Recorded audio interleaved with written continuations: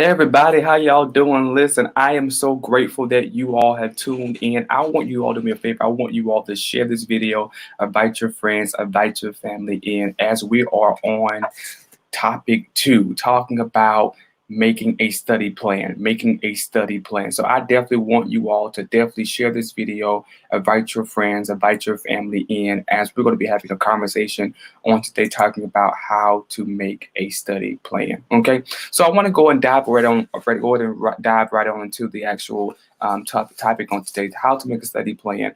I want to just read an insert from my PDF file that we have definitely uploaded to my website. You can go to www.davidelucasspeaks.com where you can find this download. It said to make a study plan. To make a study plan at the beginning of each term, okay?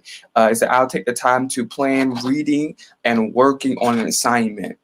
Although I rather adjust plans as necessary. So basically, we must plan. Even though we're planning, we must be able to have an adjustment. We must be able to move our calendar around just in case some problems or some things may end up happening or things may end up shifting. Okay.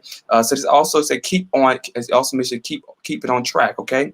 It's also be organized. So that's the first point I want to have for you on today is we must be organized. So the only way that you can make a study plan, you must be organized. Okay. And so for an example, so I use a calendar.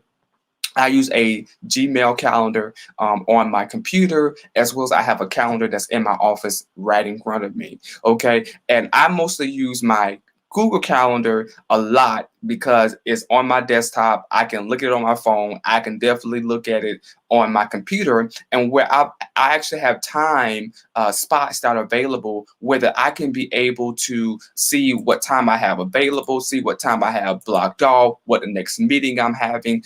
So that is really me trying to be organized, as well as making sure that I keep everything together. Now, when we're talking about school, when we're talking about going to college,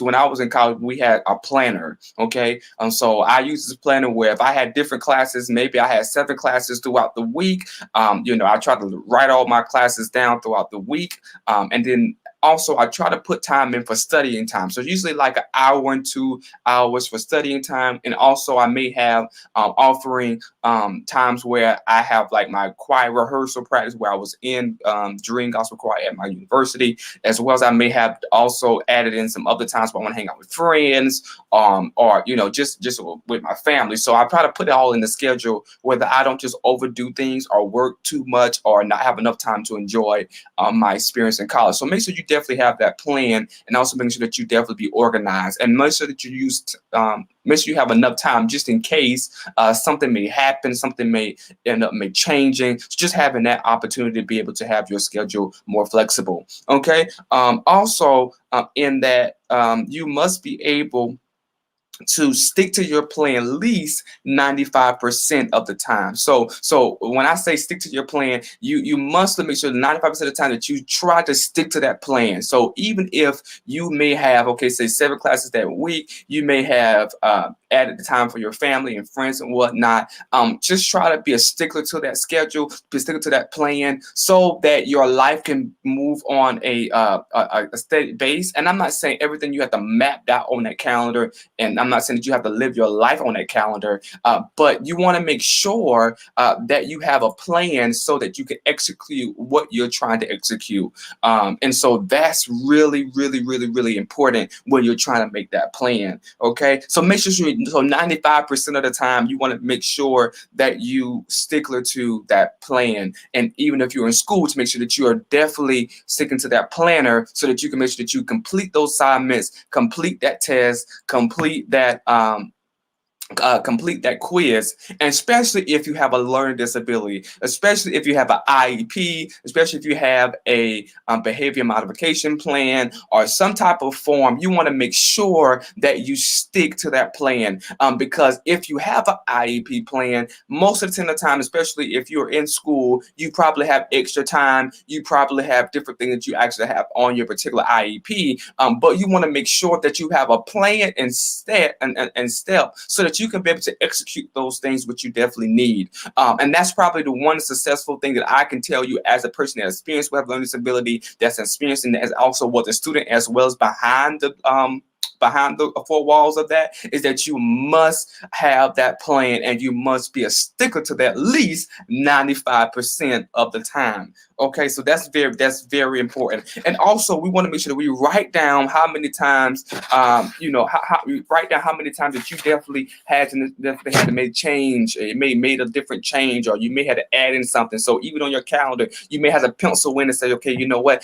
Yeah, I know I'm supposed to spend 5 minutes on studying, but at the end of the day, I might have to cut it down to just 4 minutes because 1 hour I need to go back to make sure I complete this quiz because it's actually due probably tomorrow or whatever's coming. So just make sure you have that time because things happen. We know life happens and we know situation happens, but you want to make sure that you definitely can be able to pencil in what's going on. I also strongly recommend that you also create a semester plan. Okay.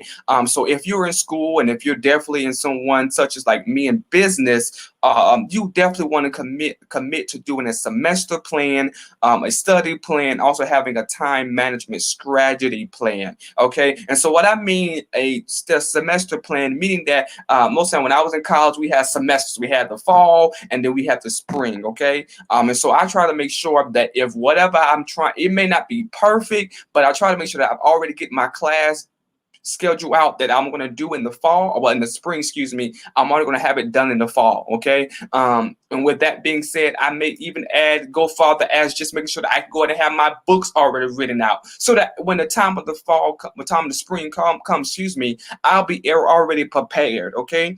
Then also, as I talked about earlier, talking about having a study plan, I've already mentioned how you have to have a study plan and maybe just having a planner or some type of calendar that you may have to be able to plan throughout the week, as well as make sure you plan throughout the month.